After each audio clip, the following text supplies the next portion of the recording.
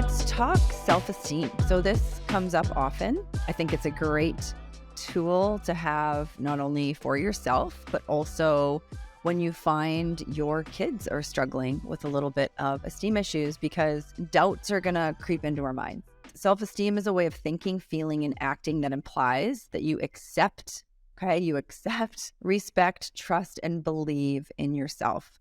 When you accept yourself, you can live comfortably in both your personal strengths and weaknesses. I think sometimes when we don't accept ourselves, all we see is that weakness, and then we're trying to constantly fill this void and this gap that we think shouldn't be there. But if we can accept ourselves, we're just going to know we're perfectly imperfect. And I still, what's that quote? You still hold yourself in high regard, regardless of your flaws, because we all have them, right? When you respect yourself, you acknowledge your own dignity and value as a unique human being. We are all unique, and that is what makes us amazing.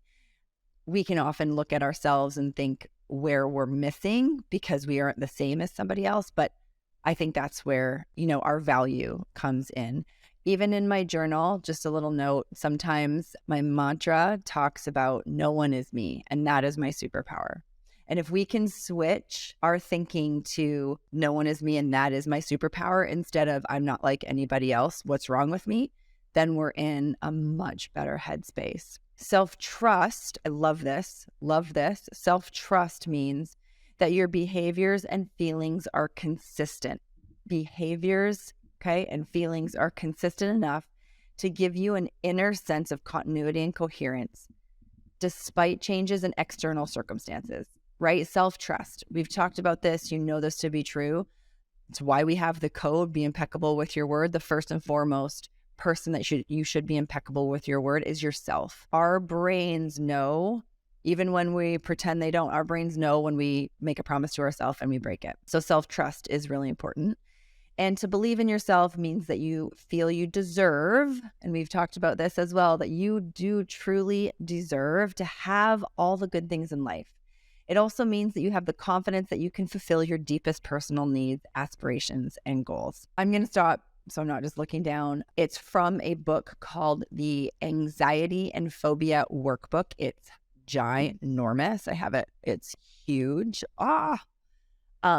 I did a lot from in here. I had a lot of anxiety, but I'm going to put it in here, and I hope it helps you if you are ever wavering. And I hope you can go through these exercises, and it can also give you some ideas on how to help your kids if you find that they are struggling, with their self-esteem. Another great place to look to know how to navigate when kids are struggling self-esteem is Dr. Lisa D'Amour. She does talk often about how to help kids. She has a lot of great information on how to help kids build self-esteem. And really that comes down to we gain self-esteem oftentimes when we do things we're good at, right?